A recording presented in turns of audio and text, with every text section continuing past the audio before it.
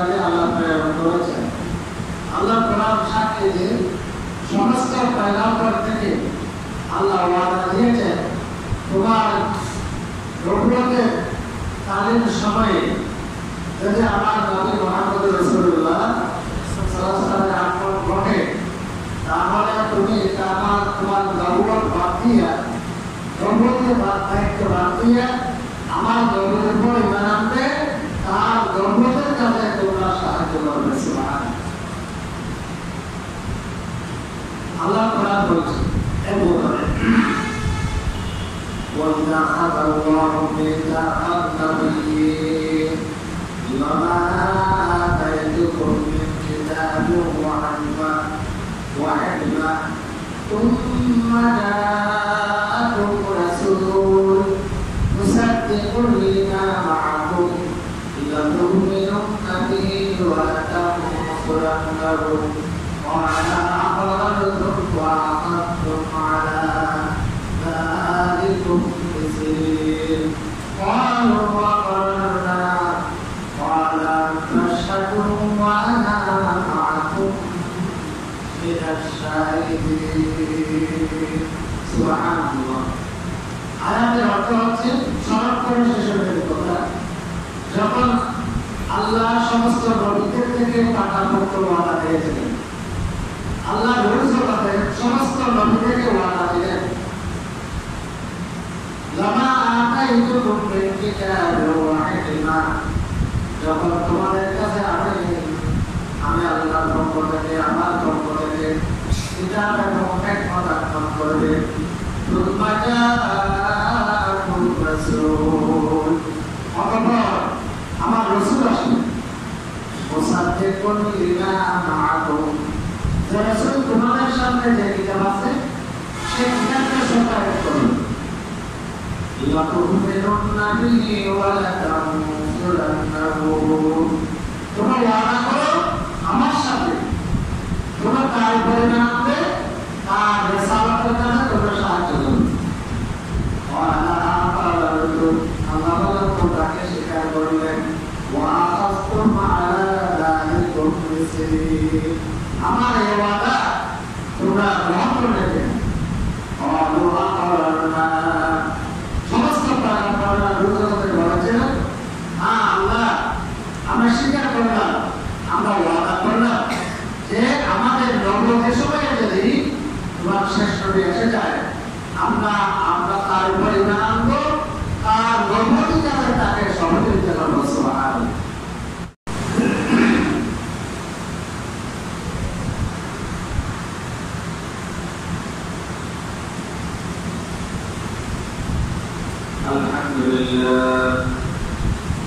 الحمد لله الذي أجلنا رسوله محمد صلى الله عليه وسلم بالآيات وقسمه بالملائكة والكرامات، وأشهد أن لا إله إلا الله وحده لا شريك له في الألوهية والربوبية والأسماء والصفات، وأشهد أن محمدا صلى الله عليه وسلم عبده ورسوله المبعوث رحمة للعالمين وقدوة للسائلين إلى رب الأرض والسماوات. أما بعد فأعوذ بالله من الشيطان الرجيم. بسم الله الرحمن الرحيم. إن الله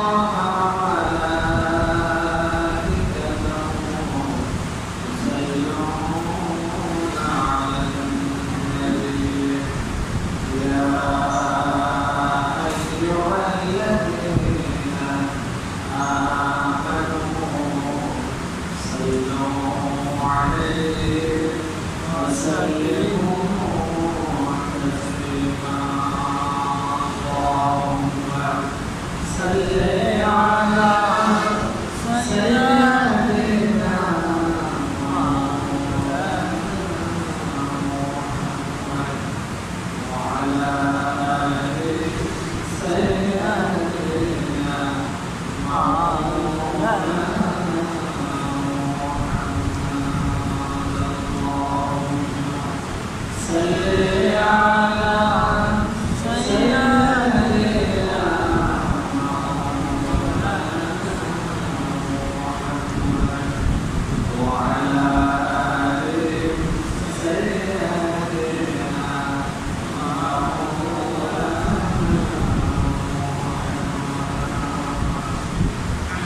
الله الرحمن الرحيم لقد من الله عليكم إذ بعث فيهم رسولا من أنفسهم يتلو عليهم آياته ويزكيهم ويعلمهم الكتاب والحكمة وإن كانوا من قبل لفي ضلال مبين صدق الله المولانا العظيم সম্মানিত মুসলিম আসসালামু আলাইকুম ওয়া রাহমাতুল্লাহি ওয়া বারাকাতুহু রব্বুল আলামিনের দরবারে আমরা কলমত শুকর আদায় করি পরওয়ারদিগার আলম ওয়া আলিহি সাইয়্যিদুল মুরসালিন শাফিউল মুজনিবিন রাহমাতুল লিল আলামিন খাতামুন নবিয়্যিন মুহাম্মদুর রাসূলুল্লাহ সাল্লাল্লাহু আলাইহি ওয়াসাল্লাম জমকার পাশে দুনিয়ার আনন্দের পাশে তোমার আল্লাহ রাব্বুল আলামিন আমাদেরকে এসে তার জীবনের সেবা তার জীবনে বলা আল্লাহ তৌফিক দিয়েছেন পরে আলহামদুলিল্লাহ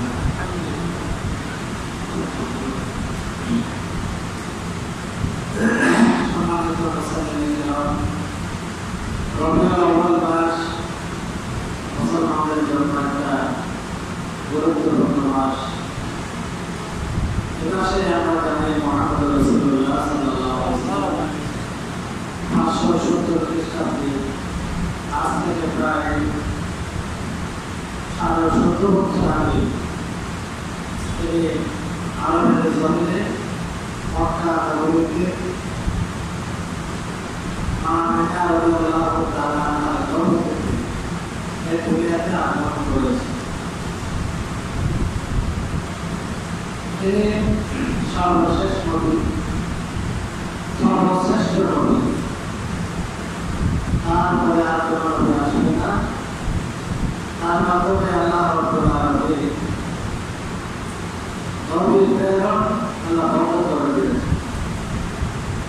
তিনি সর্বশেষ নবী, সর্বশ্রেষ্ঠ নবী। আমরা আজকে মুহাম্মদ রাসূলুল্লাহ সাল্লাল্লাহু আলাইহি ওয়াসাল্লামের ফজিলত মর্যাদা সম্পর্কে অতীব সংক্ষেপে মৌলিক করে একটা বিষয় আলোচনা করব ইনশাআল্লাহ।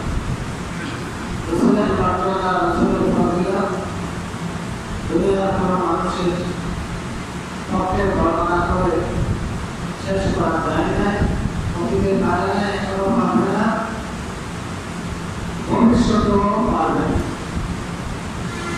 কারণ আল্লাহ নিজেই আল্লাহ রাসূলের মর্যাদা নিজের সমুন্নত করে দিয়েছেন। আলহামদুলিল্লাহ, আল্লাহ নিজে বলেন ওয়া রাফা'না লাকা যিকরাক, রাসূল আমি নিজে আপনার সম্মান, আপনার মর্যাদা আমি নিজে বুলন্দ করে দিয়েছি, সমুন্নত করে দিয়েছি। আমার আলোচনা রাসূলের সম্মান এমনটা নয়, বরং আমি রাসূলের আলোচনা করে আমার নিজের সম্মানটাই আমি দিতে পারব।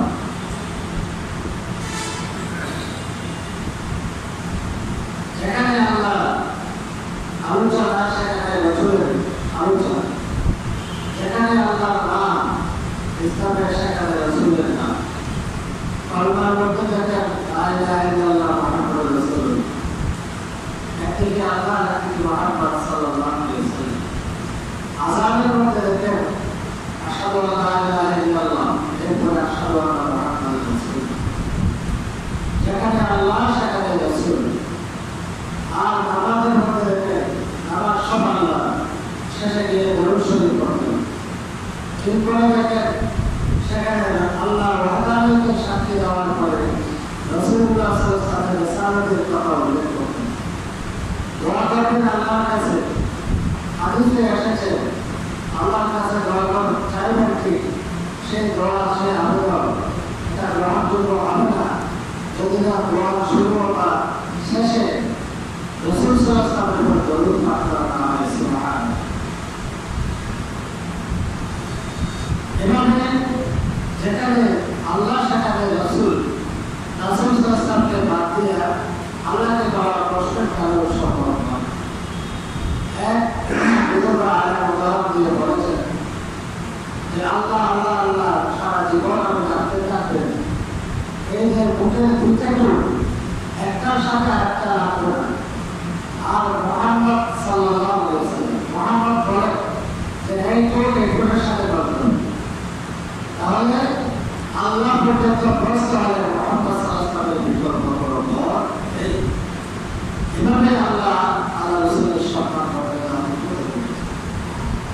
এছাড়া কয়েকটা বিষয় আজকে উল্লেখ করবো রাসূলের শান এবং মর্যাদা সম্পর্কে, যেগুলো আমাদের সকলের জানা এবং জানা থাকা দরকার। ইমানের মুসলমান হওয়ার জন্য সেটা বিষয়ে ইমান রাখতে হয়। সেটা বিষয়ে পাকা করতে না থাকলে সে মুমিন হয় না, যত যা কিছু করা হোক না কেন। এই ছয়টা বিষয়ে পাকা করতে ইমানের মধ্যে অন্যতম একটা হলো রাসূলের প্রতি ইমান। সুবহানাল্লাহ। এসব বিষয়ে আমাদের বিস্তারিত আলোচনা প্রয়োজন। সংক্ষিপ্ত আকারে আজকে আমরা রাসূলের মর্যাদা সম্পর্কে আলোচনা করছি। প্রথম হচ্ছে যে রাসূলুল্লাহ সাল্লাল্লাহু আলাইহি ওয়াসাল্লাম আল্লাহ দুনিয়াতে আসার আগে আদম থেকে শুরু করে ঈসা রুহুল্লাহ পর্যন্ত যত পয়গম্বর দুনিয়াতে আল্লাহ প্রেরণ করেছেন, আল্লাহ কোরআন সাক্ষী দিয়ে সমস্ত পয়গম্বর থেকে আল্লাহ ওয়াদা দিয়েছেন, তোমার নবুয়তের কালীন সময়ে যদি আমার নবী মুহাম্মদ রাসূলুল্লাহ সাল্লাল্লাহু আলাইহি ওয়াসাল্লামের আগমন ঘটে, তাহলে তুমি তোমার নবুয়ত বাদ দিয়ে নবুয়তের দায়িত্ব বাদ দিয়ে আমার নবীর উপর ঈমান আনবে, তার নবুয়তের কাজে তোমরা সাহায্য করবে। সুবহানাল্লাহ। আল্লাহ কোরআন বলছে وَإِذَا أَخَذَ اللَّهُ مِيثَاقَ النَّبِيِّينَ لَمَا آتَيْتُكُم مِّن كِتَابٍ وَحِكْمَةٍ ثُمَّ جَاءَكُمْ رَسُولٌ مُصَدِّقٌ لِّمَا مَعَكُمْ لَتُؤْمِنُنَّ بِهِ وَلَتَنصُرُنَّهُ قَالَ أَقْرَرْتُمْ وَأَخَذْتُمْ عَلَىٰ ذَٰلِكُمْ إِصْرِي قَالُوا أَقْرَرْنَا قَالَ فَاشْهَدُوا وَأَنَا مَعَكُمْ مِنَ الشَّاهِدِينَ। সুবহানাল্লাহ। আয়াতের অর্থ হচ্ছে স্মরণ করে শেষের কথা, যখন আল্লাহ সমস্ত নবীদের থেকে পাঠানোর ওয়াদা দিয়েছিলেন, আল্লাহ রসুলকে সমস্ত নবীদেরকে ওয়াদা দিলেন, লামা আতাইতুকুম মিন কিতাবিন ওয়া হিকমা, যখন তোমাদের কাছে আমি আল্লাহর পক্ষ থেকে আমার পক্ষ থেকে কিতাব এবং হিকমত দান করবে। সুম্মা জাআকুম রাসূল, অতঃপর আমার রাসূল আসবে, মুসাদ্দিকুন লিমা মাআকুম, যে রাসূল তোমাদের সামনে যে কিতাব আছে সেই কিতাবকে সত্যায়িত করবে। লাতুমিনুন্না বিহি ওয়া লাতানসুরুন্নাহু, তোমরা ওয়াদা করো আমার সাথে, তোমরা তার উপরে আনবে, তার রিসালাতের কাজে তোমরা সাহায্য করবে। আল্লাহ তাকে স্বীকার করলেন, ওয়া আখাযতুম আলা যালিকুম ইসরি, আমার এই ওয়াদা তোমরা গ্রহণ করে নেবে। সমস্ত পয়গম্বররা রসুলদের বলেছিলেন, হ্যাঁ আল্লাহ আমরা স্বীকার করলাম, আমরা ওয়াদা করলাম যে আমাদের নবুয়তের সময়ে যদি তোমার শেষ নবী এসে যায়, আমরা তার উপর ঈমান আনবো, তার নবুয়তের কাজে তাকে সহযোগিতা করবো। সুবহানাল্লাহ। আল্লাহ তারপর বললেন, ফাশহাদু ওয়া আনা মাআকুম মিনাশ শাহিদিন, পয়গম্বরেরা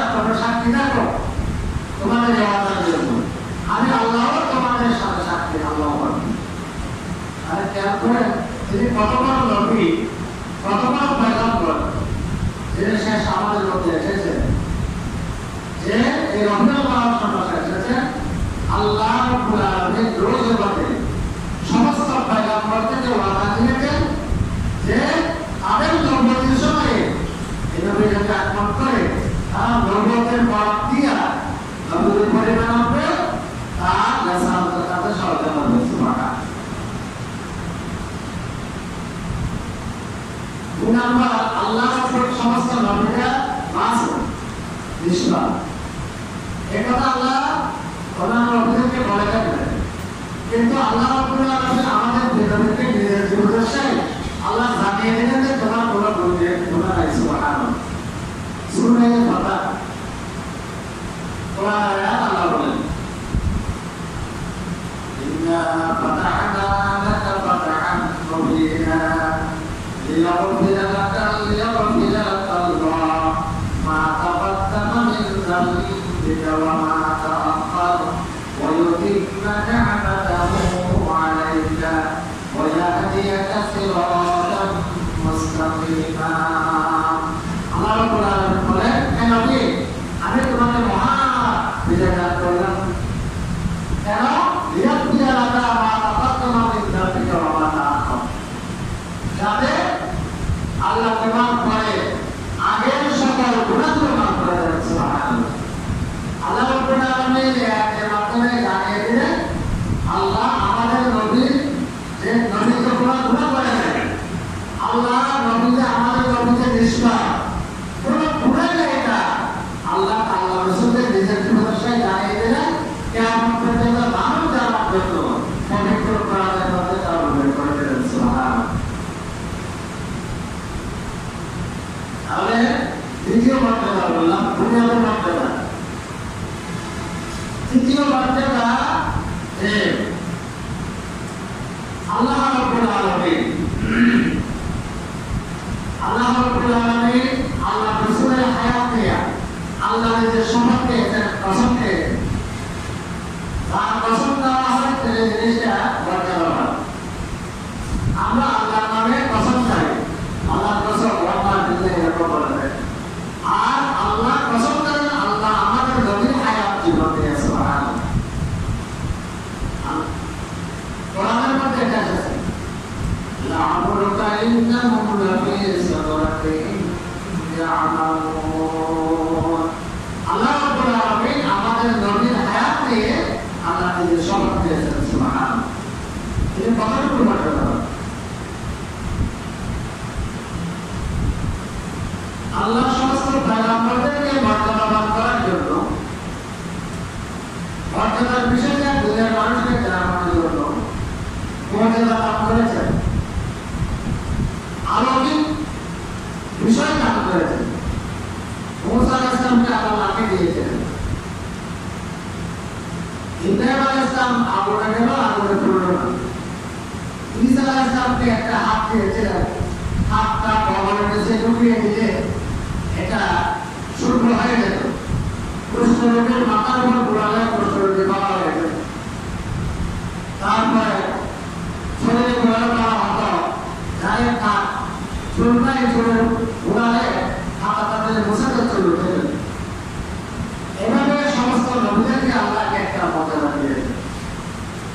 আমাদের নবীদেরকে আগের নবীদের যত মর্যাদা দিয়েছেন এগুলোকে দিয়েছেন এমন একটা মর্যাদা দিয়েছেন যে মর্যাদাটা আগের সবের নবীদের মর্যাদাকে হার মানে দিয়েছে। সুবহানাল্লাহ।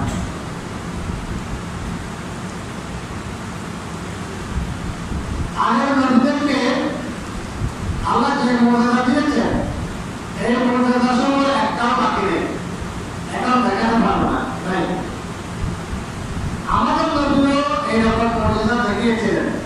আঙ্গুলের ইশারা চন্দ্র যুগে দিতে হয়েছিল, আঙ্গুল থেকে পানি বাইরে হয়েছিল। সামান্য খাবার 4-5 খাবার 1700 মানুষ খাওয়ার পরেও অভিজ্ঞতা ছেড়েছিল।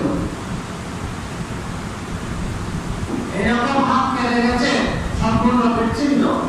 আল্লাহ রাসূল এভাবে লাগিয়ে দিয়ে তার যতটুকু ভাব দিয়েছেন ভালো হয়ে গিয়েছে।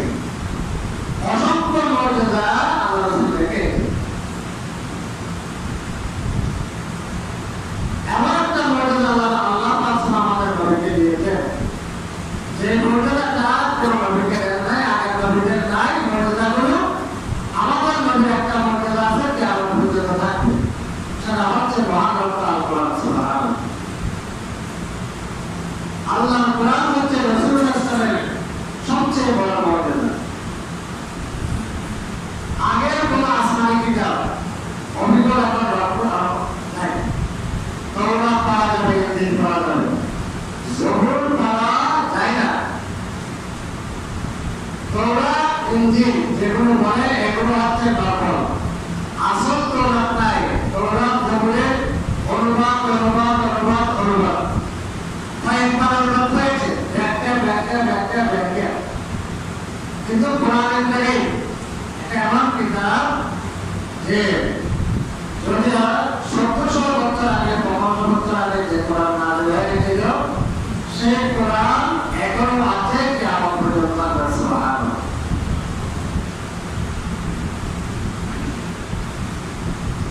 কোরআনকে কেহ ধ্বংস করতে পারে নাই, পারবে না। কোরআন সংরক্ষণের দায়িত্ব আল্লাহ নিজে নিয়েছেন। ইন্না নাহনু নাযালনা যিকরা ওয়া ইন্না লাহু লাহাফিজুন। আল্লাহ বলেন, এই কোরআন আমি নাযিল করেছি, কোরআন সংরক্ষণের দায়িত্ব আমি আল্লাহ নিজে নিয়েছি। সুবহানাল্লাহ। এজন্য কোরআন মানুষের পৃথিবীর কোনো কিতাব সিনাই সংরক্ষণ ধরে রাখা যায় না। একমাত্র কিতাব, এত বড় কিতাব, ৩০ পারা কিতাব পুরো কোরআনের ধরে রাখা যায়, ব্যবস্থা করেছে লা ইলাহা। শুধু এক দেশের মানুষ নয়, সারা বিশ্বের মানুষের মধ্যে আল্লাহ কোরআন সংরক্ষণ থাকার মতো যোগ্যতা আল্লাহ দান করেছেন। সুবহানাল্লাহ। এত মহামানুষের পৃথিবীতে আছে, অনেকগুলো বই দেখেছে, এখন কেউ বলতে পারবে অভিজ্ঞ একটা লাইন বছর ২ বছর পরে আছে, একজনও বলতে পারবে।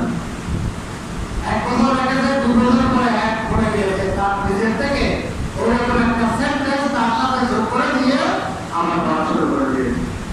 একমাত্র কিতাব যেটা ১৪০০ বছর আগে নাযিল হয়েছিল, মানুষ তখন থেকে এখন পর্যন্ত অন্তরে ধারণ করে রেখেছে, রাখতেছেন, কিয়ামত পর্যন্ত রাখতে রেখেছেন যে লা ইলাহা ইল্লাল্লাহ মুহাম্মাদুর রাসূলুল্লাহ। লক্ষ লক্ষ মানুষ এগুলা মুখস্থ করছে, কোটি কোটি কোটি অভিজ্ঞান মানুষ সাধারণ পৃথিবীর সমস্ত কিতাব যদি সাধারণ কিতাব একসাথে ১ মিনিটে ধ্বংস করে দেয়, তারপর ১ মিনিটের মধ্যে আবার কোটি কোটি কিতাব সামান্য করা অসম্ভব হবে। আল্লাহ সুবহানাল্লাহ। একটা মুজিজা, আরেকটা মধ্যে কোরআনের কোন কথা আজ পর্যন্ত বিজ্ঞানের জন্ম যুগেও বিজ্ঞানের সাথে সাংঘর্ষিক অযৌক্তিক বিদ্যা প্রমাণিত হয়, অতীতে হয় নাই, এখনো হয় নাই, ভবিষ্যতে হবে না। সুবহানাল্লাহ। কোরআনের মুজিজা, কোরআন এই কোরআনের প্রত্যেকটা কথা সত্য এবং বাস্তবসম্মত প্রমাণিত হয়েছে।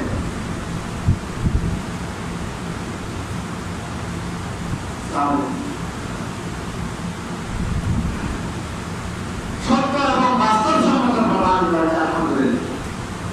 আল্লাহ রাব্বুল আলামিন আল্লাহ নবীর মর্যাদা সম্পর্কে আমরা আলোচনা করছিলাম যে আল্লাহ নবীর মর্যাদা হচ্ছে আল্লাহ রাব্বুল আলামিন আল্লাহ নবীকে যে একটা মর্যাদা দিয়েছে, এমন একটা মর্যাদা দিয়েছে যে মর্যাদাটা আগের কিয়ামত এখনো আছে, অবিকল কিয়ামত পর্যন্ত থাকবে। আর আগের নবীদের যে মর্যাদা দেওয়া হয়েছিল সেই মর্যাদা নবীরা চলে যাওয়ার পর মর্যাদা শেষ হয়ে গিয়েছে। আর নবীকে দেওয়া মর্যাদা এখনো যে মর্যাদা, একটা মর্যাদা যে অন্যতম মর্যাদা, আসল মর্যাদা কোরআনে কারীম, এটা এখনো আছে কিয়ামত পর্যন্ত। আলহামদুলিল্লাহ। এরপর রাসূলুল্লাহ সাল্লাল্লাহু আলাইহি ওয়াসাল্লামের অন্যতম সম্মান মর্যাদা হচ্ছে অনন্য মর্যাদা। আগের নবীদের ইবাদত করার জন্য তাদের নির্দিষ্ট ইবাদতগাহ, মসজিদ